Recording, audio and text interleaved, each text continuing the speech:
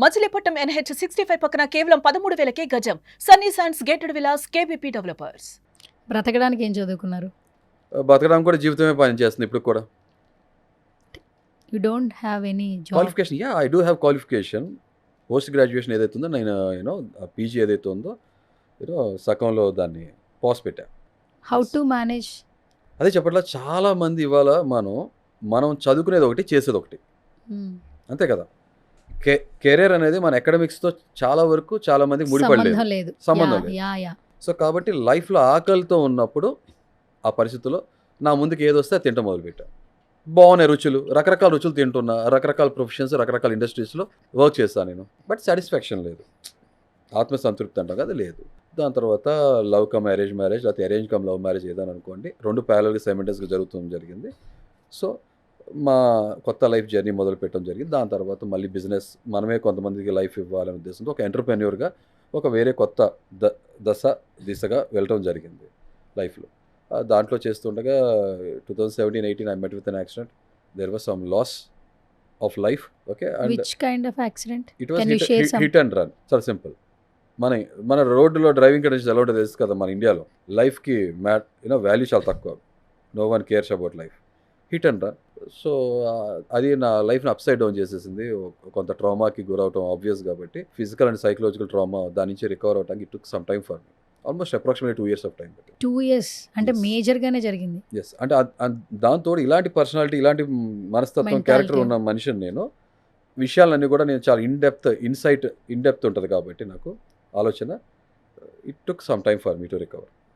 దాని తర్వాత corona, followed by corona, దానితో ఒకటి ఏదైతే వచ్చినాయో, అంటే నా మనస్తత్వానికి నాకు అనిపించింది నా డెస్టినీ, నా జర్నీ వేరేది రాసి పెట్టుందని అనుకున్నాను. అలా అనుకున్నట్టే జరుగుతూ వచ్చింది. కొంతకాలం అదే నేను అజ్ఞాతవాసంలోకి వెళ్ళిపోవడం జరిగింది. మీరు చెప్పినట్టు ఏంటి అసలు చాలా మట్టుకు మాస్క్ మెన్ అంటే పర్సనల్గా అజ్ఞాతంలోకి వెళ్ళాడు, కొన్ని సంవత్సరాలు ఎవరితో మాట్లాడలేదు. ఎందుకు అజ్ఞాతంలోకి వెళ్ళాల్సిన సిచ్యువేషన్స్ ఏంటి? అంటే ఈ యాక్సిడెంట్ దాని ముందు కూడా ఎలా ఉండేదంటే, నాకు చాలా విషయాలు మీకు చాలా చిన్న విషయాలు అనిపిస్తాయి, నాకు చాలా పెద్ద విషయాలు అనిపిస్తాయి.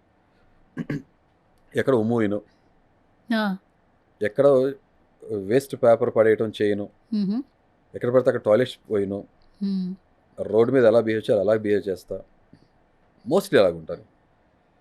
ఇలా ఉన్న మనిషిని నేను, అంత కరెక్ట్గా నికార్స్గా ఉన్న మనిషిని నేను, అంత పర్ఫెక్ట్గా ఒక మంచి సిటిజన్లా ఉన్న మనిషిని ఒక హిట్ అండ్ రన్ విషయంలో నాకు ఇలా జరిగినప్పుడు, నా విషయంలో కాదు, ఇలా చాలామంది ప్రాణాలు కోల్పోయిన వాళ్ళు కూడా ఉన్నారు. లైఫ్ అప్సైడ్ డౌన్ అయ్యి బాడీ పార్ట్స్ యాంపిటేట్ చేసుకునే పరిస్థితి కూడా వచ్చేస్తుంది కదా. ఇలాంటివన్నీ నాకు చాలా విషయాలు మనకు తెలుసు, మనందరూ కూడా చూసి చూడట్టు మనం వదిలేస్తుంటాం.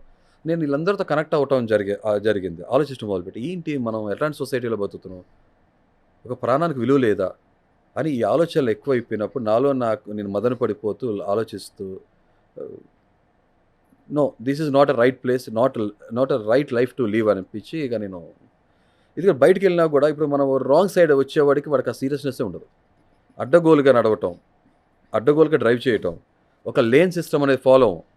కానీ మనమేం మాట్లాడుకుంటాం, మనం అమెరికా గురించి ఆలోచిస్తుంటాం, జపాన్ గురించి చూస్తుంటాం, ఇవన్నీ వీడియోస్ వరకు చూస్తాం, కానీ దాన్ని ఎంతవరకు మనం ఆచరిస్తాం? మనం క్వాలిటీ ఆఫ్ లైఫ్ లేదు.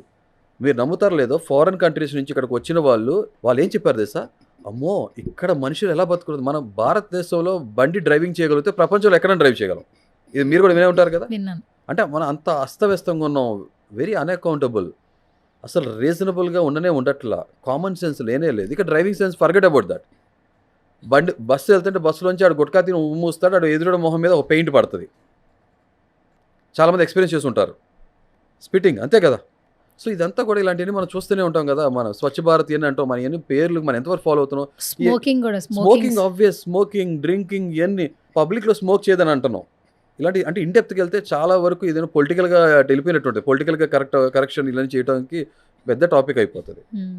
స్మోక్ చేసి ఊతుంటాడు, పక్కన వాళ్ళకి ఆ స్మెల్ పీలుస్తుంటారు. ఎంత వాళ్ళకి లైఫ్ ఎండేంజర్ చేసినట్టయినా కాదా.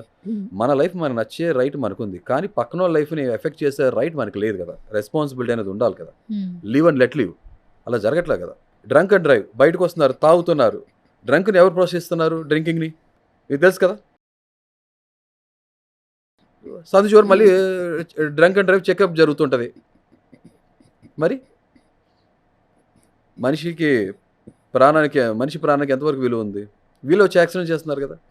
అన్యం పుణ్యం ఎరగని అమాయకులు బలైపోతున్నారా లేదా? ఇంట్లోకి వెళ్తారు, ఇంటికి వెళ్ళగానే ఆటోమేటిక్గా డొమెస్టిక్ వైలెన్స్ ఉంటుంది కదా, డ్రింక్ చేసినోడు తల్లి ఏంటో చెల్లి ఏంటో భార్య ఏంటో అది తెలియ విచక్షణ లేకుండా బిహేవ్ చేస్తాడు కదా, రోడ్డు మీద వాడు యాక్సిడెంట్ చేస్తున్నాడు కదా, ఎన్నిటికి కేసు కారణం అదే కదా. కానీ మనకి రెవెన్యూ దాని నుంచి కావాలి. గుట్కా బ్యాన్ చేయాలి, కానీ పబ్లిసిటీ అడ్వర్టైజ్మెంట్ జరుగుతుంటాయి. Cigarette smoking is injurious to health అని తెలిసినప్పుడు డబ్బా మీద రాయటం ఎందుకు, బ్యాన్ చేస్తే అయిపోద్ది కదా. మనం చేయం. నేను ఇవన్నీ ఫాలో అవుతాను కాబట్టి నేను మాట్లాడటానికి నిజమైన ఎలిజిబుల్ క్యాండిడేట్, అర్హుని కాబట్టి మాట్లాడుతున్నాను, అర్హత ఉంది నాకు.